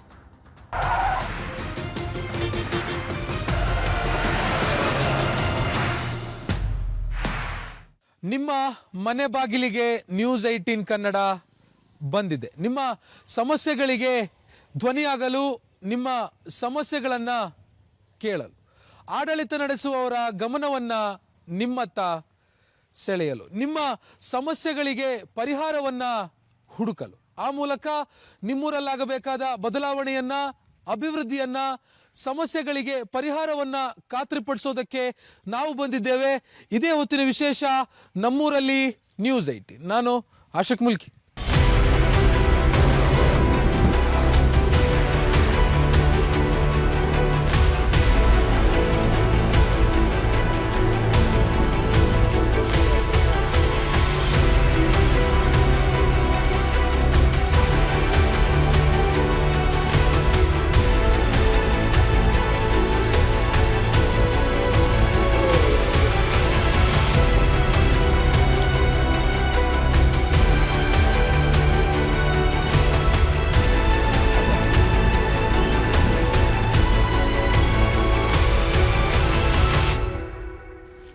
ಇವತ್ತಿನ ನಮ್ಮೂರಲ್ಲಿ ನ್ಯೂಸ್ 18 ವಿಶೇಷ ಕಾರ್ಯಕ್ರಮದಲ್ಲಿ ನಾವು ಬಾಗಲಕೋಟೆ ಜಿಲ್ಲೆಯಲ್ಲಿದ್ದೀವಿ. ಇಲ್ಲಿನ ಬಾದಾಮಿ ತಾಲೂಕಿನ ಹಾಗನೂರು ಅನ್ನುವಂಥ ಒಂದು ಗ್ರಾಮಕ್ಕೆ ಬಂದಿದ್ದೇವೆ. ನನ್ನ ಜೊತೆಗೆ ಈ ಹಾಗನೂರು ಗ್ರಾಮದ ಗ್ರಾಮಸ್ಥರಿದ್ದಾರೆ. ಬಹುತೇಕ ಇಲ್ಲಿರುವಂಥ ಪ್ರತಿಯೊಬ್ಬರು ಕೂಡ ರೈತಾಪಿ ವರ್ಗದಿಂದ ಇರುವಂಥವರು. ಪ್ರತಿ ಬಾರಿಯ ಮಳೆಗೂ ಕೂಡ ತಾವು ಬೆಳೆದಂಥ ಬೆಳೆ ಕೈಗೆ ಬರುತ್ತೆ, ಆದರೆ ಅವರಿಗೆ ಬಾಯಿಗೆ ಬರದಂಥ ಪರಿಸ್ಥಿತಿಯಲ್ಲಿ ಪ್ರತಿ ಮಳೆಗೂ ಕೂಡ ನಷ್ಟವನ್ನು ಅನುಭವಿಸ್ತಾ ಇರುವಂಥದ್ದು. ಈ ಮಳೆಗೂ ಕೂಡ ಬೆಳೆ ಸಂಪೂರ್ಣವಾಗಿ ನಾಶ ಆಗೋಗಿದೆ. ಇದರಿಂದಾಗಿ ಆಗ್ತಾ ಇರುವಂಥ ಅನಾನುಕೂಲತೆ ಏನು, ಎಷ್ಟೆಲ್ಲ ಸಮಸ್ಯೆ ಎದುರಿಸ್ತಾ ಇದ್ದಾರೆ ಅನ್ನೋದನ್ನು ಖುದ್ದಿಲಿನ ರೈತರನ್ನ ಮಾತಾಡ್ಸೋಣ. ಸರ್, ಪ್ರತಿ ಮಳೆಗಾಲಕ್ಕೂ ಕೂಡ ನೀವು ನಿಮ್ಮ ಎಲ್ಲಾ ಬೆಳೆಗಳನ್ನು ಕೂಡ ಕಳ್ಕೊಂಡ್ಬಿಡ್ತೀರಿ. ಹೌದು ಸರ್. ನೀವು ಕಬ್ಬು ಬೆಳಿತೀರಿ, ಜೋಳ ಬೆಳಿತೀರಿ, ಈರುಳ್ಳಿ ಬೆಳಿತೀರಿ, ಎಲ್ಲವೂ ಕೂಡ ಹೋಗುತ್ತೆ. ಎಲ್ಲ ಹೋಗುತ್ತೆ ಸರ್. ಈ ವರ್ಷ ಪರಿಸ್ಥಿತಿ ಅದಕ್ಕೇನು ವಿಭಿನ್ನವಾಗಿಲ್ಲ. ಯಾಕಂದ್ರೆ ಇಲ್ಲಿ ಈರುಳ್ಳಿ, ಆಮೇಲೆ ಸೂರ್ಯಕಾಂತಿ, ಮೆಕ್ಕೆಜೋಳ, ಈ ರೀತಿ ಹಲವಾರು ಪೀಕ್, ಕಬ್ಬನ್ನು ಒಳಗೊಂಡು ಹಲವಾರು ಪೀಕ್ ಬೆಳೆದಿದ್ದೀವಿ. ಆದರೆ ಕಬ್ಬು ಸ್ವಲ್ಪ ಮಟ್ಟಿಗೆ ಬರ್ಬೋದು, ಬಂದರೂ ಕೂಡ ಹೊಳೆದಂಡಿಗೆ ಇರ್ತಕ್ಕಂಥದ್ದು ಬರುವುದಿಲ್ಲ. ಯಾಕಂದ್ರೆ ಅದು ನೆತ್ತಿ ಮೇಲೆ ನೀರು ಹಾದು ಹೋಗ್ತದೆ, ಅವಾಗ ಅಷ್ಟು ಒಣಗ್ತದೆ. ಆದ ಕಾರಣ ಈಗ ನಮಗೆ 2019ರಲ್ಲಿ ಪ್ರತಿ ರೈತನಿಗೆ ಅಂದ್ರೆ 2 ಹೆಕ್ಟೇರ್ಗಿಂತ ಜಾಸ್ತಿ ಇದ್ದಂಥ ರೈತನಿಗೆ 2 ಹೆಕ್ಟೇರ್ಗೆ 47,000 ರೂಪಾಯಿ ಪರಿಹಾರ ಕೊಟ್ಟಿದ್ದಾರೆ. ಆದರೆ ಇದು ಹೋದ ವರ್ಷದಿಂದ ಈ ಬಲ್ತಾಯಿ ಧೋರಣೆ ಆಗಾಕತ್ತೈತಿ. ದಯವಿಟ್ಟು ಇದನ್ನು ಸರಿಪಡಿಸಿಕೊಂಡು ನಾವು ನಮ್ಮ ಬೇಡಿಕೆ ಇರತಕ್ಕಂಥದ್ದು 2019ಕ್ಕೂ ಮತ್ತು ಇವತ್ತಿಗೂ ಕಾಲಮಾನ ಜಾಸ್ತಿ ಆಗಿದೆ. ಆ ರಸಗೊಬ್ಬರ ರೇಟ್ ಜಾಸ್ತಿ ಆಗಿದೆ, ಕೂಲಿ ಆಳಿನ ರೇಟ್ ಜಾಸ್ತಿ ಆಗಿದೆ. ಈ ರೀತಿ ಎಲ್ಲ ನಮ್ಮ ದಿನಸಿ ಒಂದು ನಾವು ರೈತರಿಗೆ ಬೇಕಾಗಂತ ಎಲ್ಲ ಮಾರ್ಕೆಟ್ ಜಾಸ್ತಿ ಆಗಿದೆ. ಆದ ಕಾರಣ ನಾವು ಪ್ರತಿ ಎಕರೆಗೆ 1 ಲಕ್ಷ ರೂಪಾಯಿ ಪರಿಹಾರ ಕೇಳ್ತೀವಿ. ಒಂದು ವೇಳೆ ಕೊಡದೇ ಇದ್ರೆ ನಾವು ಸಾಮೂಹಿಕವಾಗಿ ಆತ್ಮಹತ್ಯೆ ಮಾಡ್ಕೊಳ್ಳುವಂಥ ಪರಿಸ್ಥಿತಿ ಬಂದರೂ ಅಚ್ಚರಿ ಪಡ್ತಕ್ಕಂಥ ವಿಚಾರ ಅಲ್ಲ ಅಂತ ಹೇಳಿ ತಿಳ್ಕೊಂಡು ಈ ಸಂದರ್ಭದಲ್ಲಿ ನಾನು ಹೇಳಕ್ ಬಯಸ್ತೇನೆ. ಸಂಪೂರ್ಣ ಮಲಪ್ರಭಾ ನದಿಯಿಂದನೂ ನೀರೆಲ್ಲ ಉಕ್ಕಿ ಜಮೀನಿಗೆ ಬಂದ್ಬಿಟ್ಟಿದೆ. ಜಮೀನಿಗೆ ಬರ್ತದಲ್ಲ ಸರ್, ಅಲ್ಲಿ ಹಳೆ ಊರಲ್ಲಿ ಬರ್ತದೆ, ಜಮೀನಿಗೂ ಬರ್ತದೆ. ನಾವು ನದಿಯಿಂದ ಸುಮಾರು ಒಂದು 500-600 ಮೀಟರ್ ತನ ನಾವು ಯಾವುದೇ ಪೀಕ್ ತಗೊಳ್ಳಕ್ಕೆ ಆಗೋದಿಲ್ಲ. 2019 ಇಲ್ಲಿ ತನಕ ಯಾವುದೇ ಪೀಕ್ ತಗೊಳ್ಳಕ್ಕೆ ಆಗೋದಿಲ್ಲ. ಅಂದ್ರೆ ಪ್ರತಿ ವರ್ಷ ಬರ್ತತೆ. ಪ್ರತಿ ವರ್ಷ ಬಂದಾಗ ಇದಕ್ಕೊಂದು ಶಾಶ್ವತ ಪರಿಹಾರ ಮಾಡ್ರಿ ಅಂತ ತಿಳ್ಕೊಂಡು ನಾವು ಅನೇಕ ಸರಿ ನಾವು ಸರ್ಕಾರಕ್ಕೆ ಒತ್ತಾಯ ಮಾಡಿದೆವು ಕೂಡ ಯಾರು ಸ್ಪಂದಿಸಿಲ್ಲ. 2009ರಲ್ಲಿ ನಾವು ಪೂರ ಶಿಫ್ಟಿಂಗ್ ಮಾಡಿದ್ರಲ್ಲ, ಆ ಟೈಮ್ದಾಗ ಏನು ಊರಲ್ಲಿ ಗಟರ್ ಮಾಡಿದಾರಲ್ಲ, ಅದನ್ನ ಬಿಟ್ಟರೆ ಇನ್ನಿತನೂ CC ರೋಡ್ ಹಾಕಿದಾರೆ. ಒಂದೇ 10 ಫುಟ್ ಗಟರ್ನು ನಿರ್ಮಾಣ ಮಾಡಿಲ್ಲ. ಇವತ್ತು ಊರಲ್ಲಿ ಅನೇಕ ಸಮಸ್ಯೆ ಅದಾವು. ಅಲ್ಲೆಲ್ಲ ಭಯಂಕರ ನೀರು ನಿಂತು ಅಲ್ಲಿ ಹುಳ ಹುಪ್ಪಡಿ ಜಾಸ್ತಿಯಾಗಿ ಸೊಳ್ಳೆಗಳ ಕಾಟ ಹೆಚ್ಚಾಗಿ ನಾವು ಊರು ಬಿಟ್ಟು ಸಮಸ್ಯೆ ಊರೊಳಗಡೆ ಅಂದ್ರೆ ಹೊಸ ಊರು ಅಂದ್ರೆ ನಿರ್ಮಾಣ ಮಾಡಿದಂತ ಊರಲ್ಲಿ ಸಹಿತಕ ಒಂದೇ ಒಂದು 2010ರಿಂದ ಇಲ್ಲಿ ತನಕನು 50 ಮೀಟರ್ ಎಲ್ಲೂ ಗಟ್ರ ಮಾಡಿದಂತ ಉದಾಹರಣೆ ಇಲ್ಲ. CC ರೋಡ್ ಮಾಡಿದಾರೆ ಒಪ್ತೇನೆ, ಆದ್ರೆ ಗಟ್ರ ಇಲ್ಲಿ ತನಕ ಯಾವುದೇ 50 ಫೂಟನು ಮಾಡಿಲ್ಲ. ಯಾವ ಪಂಚಾಯತಿಯವರು ಮಾಡಿಲ್ಲ, ತಾಲೂಕ್ ಪಂಚಾಯತಿ, ಜಿಲ್ಲಾ ಪಂಚಾಯತಿ ಯಾರೂ ಕೂಡ ಮಾಡಿಲ್ಲ.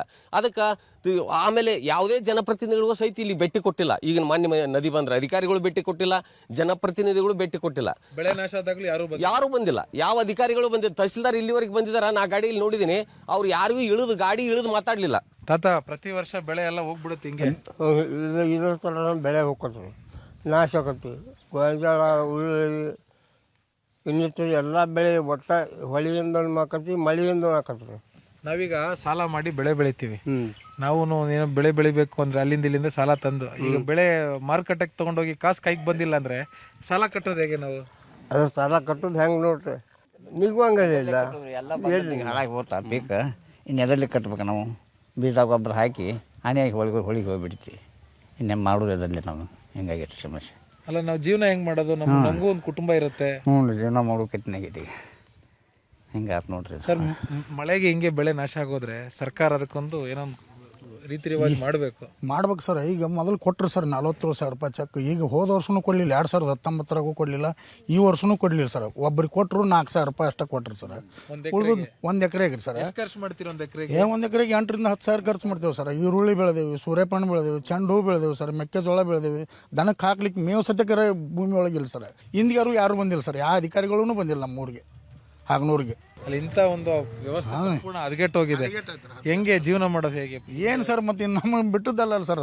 ಮನೆ ಸೋರ್ತಾವೆ, ಹಾಕಿ ಕೊಟ್ಟಂಥ ಮನೆಗಳು ಸೋರ್ತಾವ್ರಿ. 12 ವರ್ಷ ಆತು ಕೊಟ್ಟು ಹಾಕಿ ಕೊಟ್ಟಂಥ ಮನೆಗಳು ಸೋರ್ತಾವೆ. ನಾವು ಶಿಫ್ಟಿಂಗ್ ಅದು ಏರಿಯಾದಾರ ಸರ್. ಮಲಪ್ರಭಾ ನದಿಗೆ ವರ್ಷ ತುತ್ತಾಕ್ತೇವ್ರಿ ಸರ್ ನಾವು. ಇಷ್ಟ ಆತಿ ವರ್ಷ ಇದ್ದಿದ್ರಿ ಇದು, ಇಲ್ಲ ತಮ್ಮ ಬರಗಾಲ ಬೀಳ್ತದೆ ಸರ್. ಇದಕ್ಕೊಂದು ಶಾಶ್ವತ ಪರಿಹಾರ ಅಂತ ಬೇಕಲ್ಲಣ್ಣ? ಏನು ಶಾಶ್ವತ ಪರಿಹಾರ ಮಾಡ್ಬೋದು? ಏನು ಗೋರ್ಮೆಂಟ್ದಾಗ ನೀವು ಏನು ಸ್ಪಂದನೆ ಮಾಡೋದಿಲ್ಲ ಸರ್. ನಮ್ಗೆ ಹಂಗೆ ಬರ್ತಾರ ಹೋಗ್ತಾರ. ಏನು 2009 ನಮ್ಗೆ ಆಗ ಶಿಫ್ಟಿಂಗ್ ಕೊಟ್ಟಾರ. 2010 ಮನೆ ಶಿಫ್ಟಿಂಗ್ ಕೊಟ್ರಿ ನಮ್ಮನ್ನ. ಅದಕ್ಕಿಂತ ಮೊದಲು 8-10 ವರ್ಷ ತಗಡ್ನಾಗಿದ್ದೀವಿ ರೀ. ಆ ನಂತರ ಈಗ 10 ಇಲ್ಲಿ ಮಟ್ಟ ಮನ್ಯಾಗ ರೀ. ಮನೆ ಒಳಗೆ ಒಂದು ಗಟರ್ ಕಟ್ಟಿದ್ದು ಅವಾಗ ಗೋರ್ಮೆಂಟ್ ಅವ್ರ ಏನು ಕಟ್ಟಾರ ಅಟ್ಟ ಗಟರ್ ರೀ. ಅವ್ನು ಒಳ್ಳೆ ಯಾರು ಪಂಚಾಯತ್ ಯಾರು ಕೇಳಕ್ಕೆ ಹೋದಿವಿ ರೀ. ಅವ್ರು ಒಂದು ಅದಕ್ಕೆ ಏನು ಸ್ಪಂದನ ಬರೋಲ್ಲ, ಬರ್ತೇನೆ ಅಂತಾರೆ, ಕಳಿಸ್ತಾರೆ, ಅಲ್ಲೇ ಪಂಚಾಯತ್ದಾಗ ಕುಂದಿರ್ತಾರೆ. 5 ಎಕರೆ ಸರ ಇದು ಚೆಂಡು ಹಚ್ಚಿದ್ವಿ ಸರ. ಎಲ್ಲ ಸಂಪೂರ್ಣ ಲ್ಯಾಪ್ಸ್ ಆಗಿದೆ ಸರ್. ಹೊಳಿ ಬಂದು ಆದ ಕಾರಣ ಒಂದು ಹೊಳಿ ಬಂದು 1 ತಿಂಗಳು ಗಚ್ಚಿದ್ರು ಸರ. ಯಾ ಕಂದಾಯ ಇಲಾಖೆಯವರು ಬಂದಿಲ್ಲ, ಯಾ ನಮ್ಮ ಭಾಗದ ಶಾಸಕರು ಬಂದಿಲ್ಲ. ಇನ್ನೂವರೆಗೂ ಅವರು ಇವತ್ತಿಗೆ ನಮ್ಮ ಪರಿಹಾರ ಕೊಡೋದು ಉಳಿಲ್ಲ ಅದು. ಆದ್ರೆ ಸಾಂತ್ವನ ಹೇಳೋಗೋಸ್ಕರ ನಮ್ಮ ಗ್ರಾಮಕ್ಕೆ ಬಂದು ರೈತನ ಮಾತಾಡ್ಸಿಲ್ಲ ಸರ್. ಇವತ್ತು DC ಅವ್ರು ಇರ್ಬೋದು, ತಹಸೀಲ್ದಾರ್ ಇರ್ಬೋದು, ಕೃಷಿ ಇಲಾಖೆ ಅಧಿಕಾರಿಗಳು ಇರ್ಬೋದು, ಯಾರೋ ಇರ್ಲಿಂದಿಗೆ ಯಾರೊಬ್ಬರು ಸಂಪೂರ್ಣ ಬಂದಿಲ್ಲ ಸರ್. ನಾವು ಎಷ್ಟೋ ದೂರವಾಣಿ ಮೂಲಕ ನಾನೇ ಕರೆ ಮಾಡಿ ಎಷ್ಟೋ ಸಲ ಶಾಸಕರಿಗೆ ಮತ್ತು ವಿನಂತಿ ಮಾಡ್ಕೊಂಡೀನಿ ಸರ್. ತಹಸೀಲ್ದಾರ್ಗೆ, ಶಾಸಕರಿಗೆ ವಿನಂತಿ ಮಾಡ್ಕೊಂಡ್ರು ಇಂದು ಬರ್ತೇವೆ ನಾಳೆ ಬರ್ತೇವೆ ಅಂತ ಹೇಳಿ ಬೇಜವಾಬ್ದಾರಿ ಮಾತು ಹೇಳ್ತಾರೆ ಸರ್. ಮತ್ತು ನಮ್ಮ ಗ್ರಾಮದಲ್ಲಿ ಸರ್ ಕುಡು ನೀರಂತ ಏನೋ ಸಮಸ್ಯೆ ಬಂದರೂ ನಾವು ಗ್ರಾಮ ಪಂಚಾಯತಿಗೆ ಬಾಗ್ಲ ತಟ್ಟಿದ್ರು ಸರ್. PD ಅವ್ರು ಹೇಳ್ತಾರೆ ಸರ್, ಅಡ್ಡಗೋಡಿ ಮೇಲೆ ದೀಪ ಇಟ್ಟಂತ ಹೇಳ್ತಾರೆ. ಮೋಟ್ರ್ ಸುಟ್ರೆ ನಾ ಏನು ಮಾಡೋ, ಕೊಂಬಿದ್ರೆ ನಾ ಏನು ಮಾಡ್ಬೇಕಂತ ತಿಳ್ಕೊಂಡು ಸರ ಬೇಜವಾಬ್ದಾರಿ ಹೇಳಿಕೆ ಕೊಡ್ತಿದ್ದಾರೆ ಸರ್. ನಮಗೆ 2010 ನಿರ್ಮಾಣ ಮಾಡಿದಂಥ ಗಟ್ರ ಸರ. ಗಟ್ರ ಹಿಂದಿಗೆ ಕಟ್ಟೋದು ದೂರ ಇತ್ತು ಸರ. ಗಟ್ರದಾಗ ಬಿದ್ದಂಥ ಕಲ್ಲು ಮಣ್ಣು ಕೂಡ ಕಡ್ಯಾಗ ತೆಗೆದು ಸಾರ್ವಜನಿಕರಿಗೆ ಒಂದು ಪರಿಹಾರ ಕೊಡುವಂಥ ಕಾರ್ಯವನ್ನು ನಮ್ಮ PDO ಅಧಿಕಾರಿ ಮಾಡೋಲ್ರಿ ಸರ್. ಹಿಂಗಾಗಿ ಎಲ್ಲ ಒಟ್ಟು ನಂದು ಈಗ 5 ಎಕರೆ ಚೆಂಡು ಬಾದಾಗೈತೆ ಸರ್. 5 ಎಕರೆ ಬಾದ ಅದು 1 ಎಕರೆಗೆ ಸರ 35 ರಿಂದ 40 ಸಾವಿರ ಖರ್ಚು ಬಂದಿದೆ ಸರ್ ನನಗೆ. 1 ಎಕರೆಗೆ ಸರ್. ಇಷ್ಟೇ ಅಲ್ಲ ಸರ್, ಹೋದ ವರ್ಷನೂ ಉಳ್ಳಾಗಡ್ಡಿ 5 ಎಕರೆನೂ ಹೊಲಿಗೆ ಹೋಯ್ತು ಸರ್ ನಂದು. ಹೆಚ್ಚು ಕಮ್ಮಿ 1.25 ಲಕ್ಷ ಖರ್ಚಾಗಿದೆ ಸರ್. ಈಗ 7 ರಿಂದ 8 ಲಕ್ಷ ಲಾಸ್ ಸರ್ ನಂದು. ಇದೇ ಈ ವರ್ಷದ ಸರ. ಹೋದ ವರ್ಷದ 15 ರಿಂದ 20 ಲಕ್ಷ ಲಾಸ್ ಸರ ನಂದು. ಈರುಳ್ಳಿ ಚೆನ್ನಾಗಿ ರೇಟ್ ಇತ್ತು ಸರ್ ಹೋದ ವರ್ಷ. ಹಿಂಗಾಗಿ ಹೋದ ವರ್ಷ ಲಾಸ್ ಆಯ್ತು ಸರ, ಈ ವರ್ಷ ಲಾಸ್ ಆಯ್ತು ಸರ. ಹೋದ ವರ್ಷ ಎಲ್ಲ ಪರಿಹಾರ ಕೊಟ್ರು ಸರ, ಇಲ್ಲ ಅಂತಲ್ಲ. ಆ ಕೊಡೋದ್ರಲ್ಲೇ ಮಲ್ತಾಯಿ ಧೋರಣೆ ಮಾಡಿದ್ರು ಸರ. ತಮಗೆ ಬೇಕಾದವ್ರಿಗೆ ಹೆಚ್ಚು ಕೊಡೋದು, ಬೇಡದವ್ರಿಗೆ ಕಮ್ಮಿ ಕೊಡೋದು. ಮತ್ತು 1 ಎಕರೆಗೆ ಸರ 3 ರಿಂದ 4 ಸಾವಿರ ಕೊಟ್ಟಿದ್ದಾರೆ ಸರ. 4 ಸಾವಿರ 1 ಎಕರೆಕ್ಕಿಲ್ಲ ಅಂತಂದ್ರು 4-5 ಚೀಲ ಗೊಬ್ಬರ ಹಾಕ್ತಿದ್ದೇವೆ ಸರ್ ನಾವು. ಒಂದು ಚೀಲ ಗೊಬ್ಬರಕ್ಕೆ ಸರ 1700 ರೂಪಾಯಿ ರೇಟ್ ಅದ ಸರ್. ಈಗ ಇವರು ಬೇಕಾಬಿಟ್ಟಿಯಾಗಿ 2 ಸಾವಿರ 4 ಸಾವಿರ ಕೊಟ್ರೆ ಎದಕ್ಕಾಗತ್ತೆ ಸರ? ನಾವೆಲ್ಲ ಸಾಲ ಮಾಡಿ ಹಾಕಿದ್ದೇವೆ ಸರ್. ಇವತ್ತು ಆತ್ಮಹತ್ಯೆ ಮಾಡಿಕೊಳ್ಳುವಂಥ ಪರಿಸ್ಥಿತಿ ನಿರ್ಮಾಣ ಆಗಿದೆ ಸರ್. ಅದಕ್ಕೆ ಇದಿಷ್ಟು ಹಾಗನೂರು ಗ್ರಾಮದ ಗ್ರಾಮಸ್ಥರ ಮತ್ತು ಪ್ರತಿ ವರ್ಷವೂ ಕೂಡ ಸಾವಿರಾರು ಎಕರೆಯಲ್ಲಿ ಬೆಳೆ ಬೆಳೆದಿರುವಂಥ ಬೆಳೆಯನ್ನು ಇದೇ ರೀತಿ ಅತಿವೃಷ್ಟಿಗೆ ಬಿಟ್ಕೊಟ್ಟು ಇಲ್ಲಿರುವಂಥ ರೈತರು ಪರದಾಟ ಮಾಡ್ತಾ ಇದ್ದಾರೆ, ಸಾಲ ಮಾಡಿರ್ತಾರೆ, ಸಾಲವನ್ನು ಕೂಡ ವಾಪಸ್ಸು ತೀರಿಸ್ಕೊಳ್ಳೋಕ್ಕಾಗದೇ ಇರುವಂಥ ಪರಿಸ್ಥಿತಿಯಲ್ಲಿ ಈ ಭಾಗದ ರೈತರು ಇರುವಂಥದ್ದು. ಆದಷ್ಟು ಬೇಗ ಸರ್ಕಾರ ನಮಗೆ ಪರಿಹಾರವನ್ನು ಒದಗಿಸ್ಕೊಡ್ಬೇಕು ಅನ್ನುವಂಥದ್ದು ಇವರ ಆಶಯ. ಇದಾಗಿತ್ತು ಇವತ್ತಿನ ವಿಶೇಷ. ನಿರಂತರ ಸುದ್ದಿಗಾಗಿ ನೋಡ್ತಾ ಇರಿ News18 ಕನ್ನಡ. ಜಾಲ ನಮ್ಮದು, ಬಲ ನಿಮ್ಮದು. ಶಾಶ್ವತದ ಪರಿಹಾರ ಜನಪ್ರತಿಗೆ